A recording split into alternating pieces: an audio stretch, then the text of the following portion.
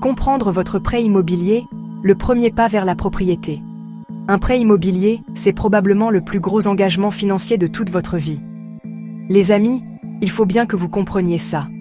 Ce n'est pas juste un bout de papier qu'on signe, c'est une promesse qui s'étale sur des décennies. Vous vous engagez à rembourser une somme d'argent colossale. Alors, respirez un bon coup. Ne vous précipitez surtout pas. Ce choix va façonner votre vie financière pour de très, très longues années. Voyez ça comme un mariage financier. Vous devez comprendre chaque aspect de cet engagement avant de dire « Oui, je le veux ». C'est du sérieux, et il faut le traiter comme tel, toujours.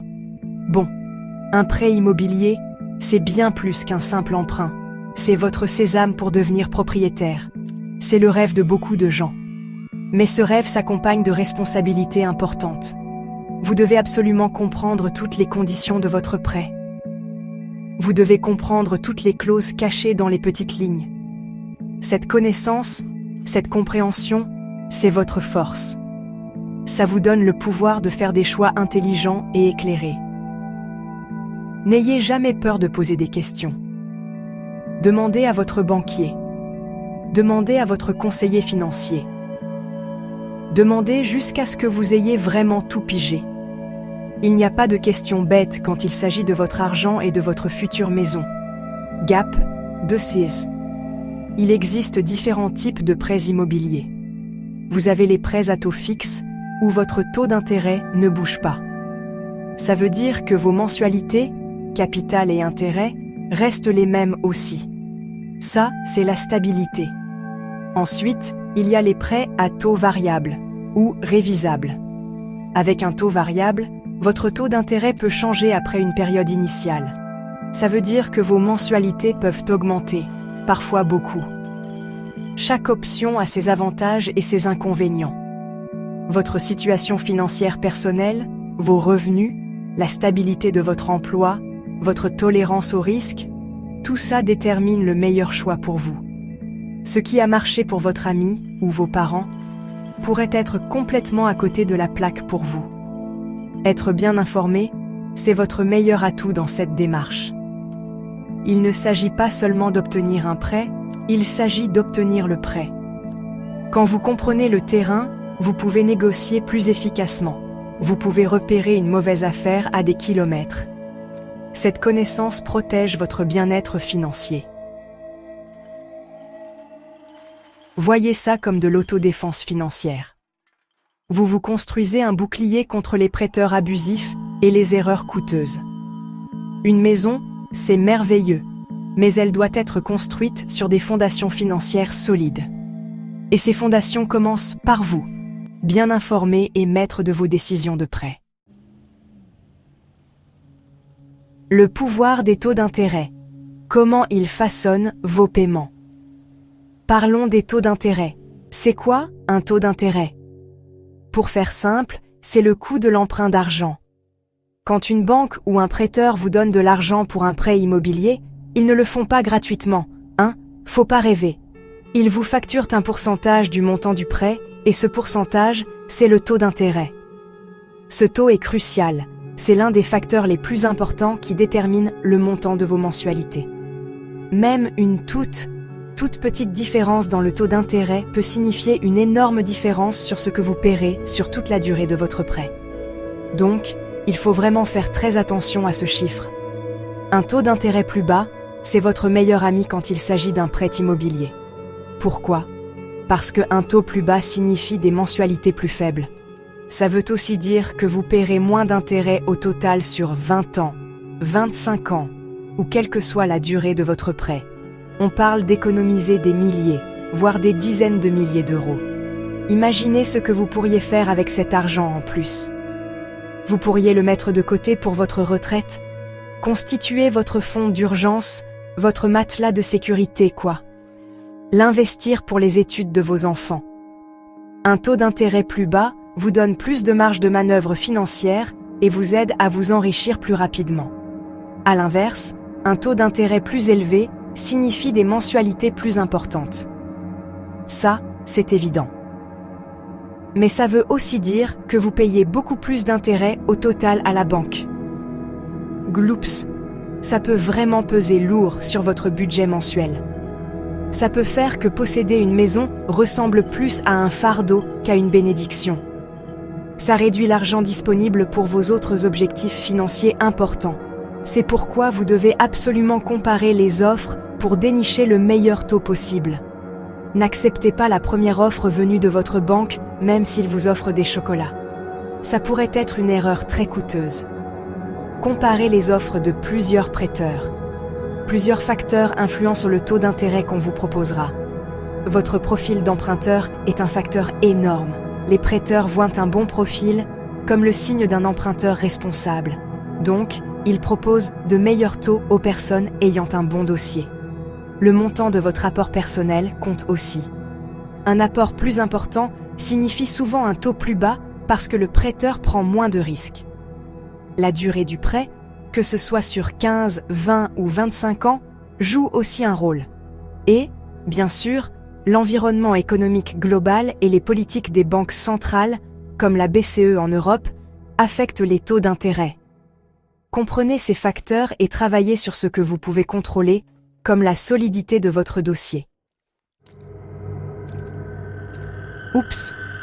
Les erreurs courantes sur votre demande de prêt.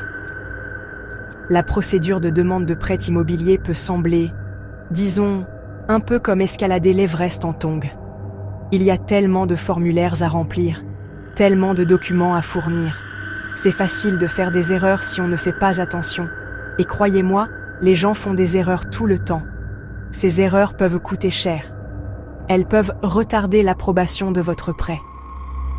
Dans certains cas, elles peuvent même mener à un refus pur et simple de votre demande. Refuser. Personne ne veut entendre ce mot. Donc, vous devez aborder cette étape avec précision et soin. Ce n'est pas le moment de jouer aux devinettes ou de se précipiter. L'exactitude est votre priorité absolue ici. L'une des erreurs les plus fréquentes, c'est de soumettre des informations incomplètes ou incorrectes. Les gens oublient de déclarer toutes leurs dettes, même le petit crédit pour la super télé 8K. Ou ils peuvent se tromper en déclarant leurs revenus. Parfois, ils fournissent de vieux relevés bancaires. Les prêteurs vont vérifier chaque information que vous donnez.